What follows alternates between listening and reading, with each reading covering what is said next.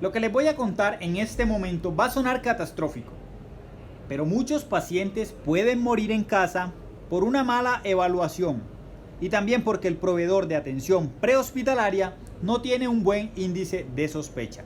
Hola amigos, un saludo para todos, espero que se encuentren bastante bien.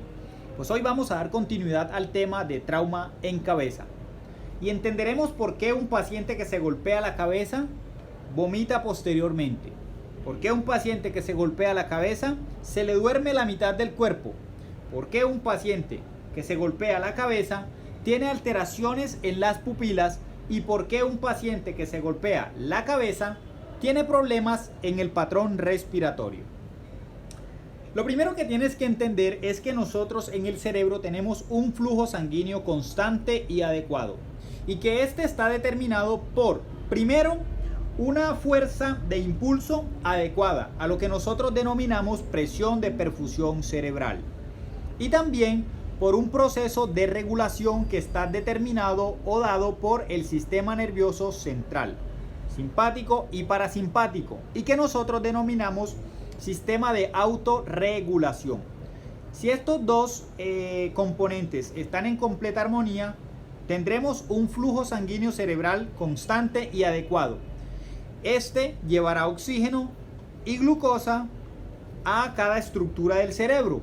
Por ende, nuestras funciones metabólicas estarán a la orden del día, estarán en perfecta condición. Cuando nosotros nos golpeamos la cabeza o tenemos un paciente que se golpea la cabeza, podemos tener una serie de complicaciones. El trauma de cabeza se clasifica en lesiones cerebrales primarias y lesiones cerebrales secundarias.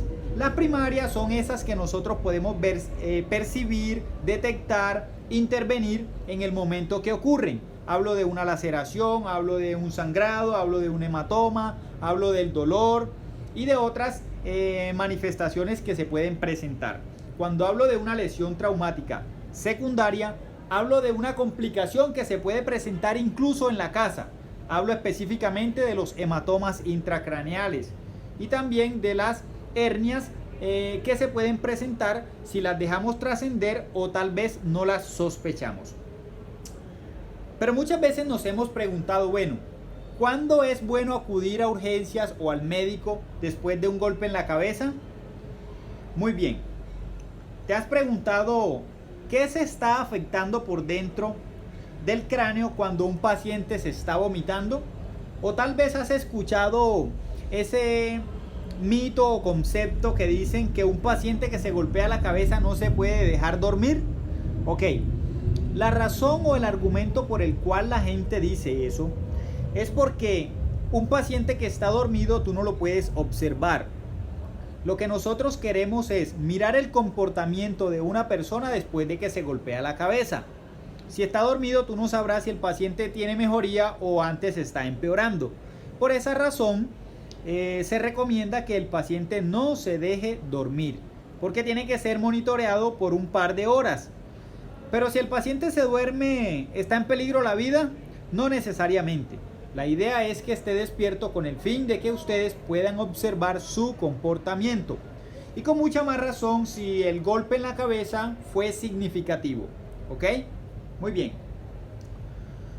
¿Cuáles son las complicaciones traumáticas secundarias más peligrosas y que puede enfrentar un paciente que tú evalúas en atención prehospitalaria? Hablo específicamente de los hematomas intracraneales y también de las hernias posibles dentro del cerebro.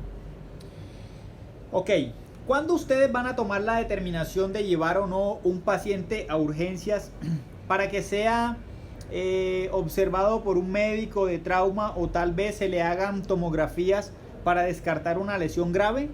Pues un paciente que posterior a un golpe en la cabeza presente sintomatología neurológica como lo es la somnolencia, como lo es la amnesia, que se le olviden las cosas, que le olvide qué le ocurrió, o tal vez que tenga letargia o que tenga estupor, un paciente que vomita después de que se golpea la cabeza, o que cuando tú revisas las pupilas tiene alteraciones en las pupilas, y ya voy a hablar específicamente de qué alteraciones, o un paciente que tiene dificultad respiratoria después de un golpe en la cabeza, es un paciente que hay que llevar a urgencias, ¿ok?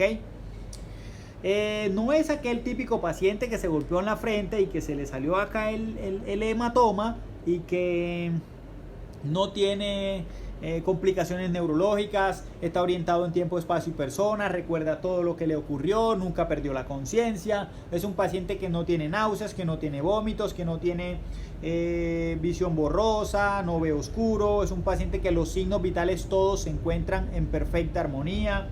Es un paciente que no tiene sensación ni en las manos ni en los pies, que no presenta hormigueo a nivel de la línea media de la columna. Colóquenle todas las sintomatología o todas las complicaciones posibles. Un paciente que no presente nada de eso es un paciente que probablemente simplemente necesite observación o tal vez recomendaciones de cuáles pueden ser las complicaciones asociadas a ese golpe en la cabeza.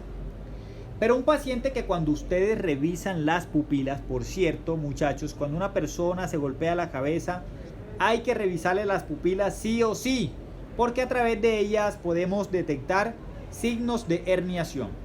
Resulta que dentro de la cabeza nosotros tenemos tres estructuras principales, que aunque no tienen la misma cantidad, están en completa armonía, y son líquido cefalorraquídeo, sangre y cerebro. Eso lo determina algo que se llama la teoría o doctrina de Monroe Kelly. Ella también determina que cuando uno de estos tres elementos falta, el otro lo compensa. O tal vez cuando uno de estos tres elementos se sale de control, por ejemplo la sangre, cuando la sangre se empieza a almacenar más de la cuenta, y se duplica de la que realmente debería haber, esto genera complicaciones, ¿ok? Cuando uno de estos tres elementos se aumenta por encima de lo normal, eso puede generar un aumento en la presión intracraneana, ¿ok? Un aumento de la presión intracraneana. Nosotros tenemos forma de saber cuándo la presión intracraneana está aumentada en atención prehospitalaria, sí y no. No, porque no tenemos cómo saber específicamente un valor exacto del aumento, pero sí lo podemos saber a través de las manifestaciones clínicas de tu paciente. Un paciente que tiene una pupila más pequeña que otra es un paciente que tiene posiblemente la presión intracraneal aumentada. Un paciente que se vomita después de un golpe en la cabeza y que ese vómito tiene una potencia diferente al resto del vómito, es un indicativo de que la presión dentro del cráneo está aumentada. No te duermas con ese paciente, llévalo a urgencias para ser revisado de forma minuciosa. Trauma de cabeza, no se nos puede olvidar. Muchachos, cuando hay una pupila más pequeña y otra más grande, es un indicativo de que las estructuras dentro del cerebro se están comprimiendo, se están apretando y están generando esa manifestación. La lesión específica allí es porque la masa está comprimiendo el tercer par craneal, que tiene que ver con la visión. Entonces la pupila se aumenta y la otra pueda que conserve su tamaño o tal vez disminuya. Normalmente conserva su tamaño mientras que la otra crece. Cuando la otra pupila crece, está indicando de que en ese sentido se encuentra la hernia, ¿ok? Tenemos hernias que van por encima del tentorium cerebelli, o también conocido como la tienda del cerebelo.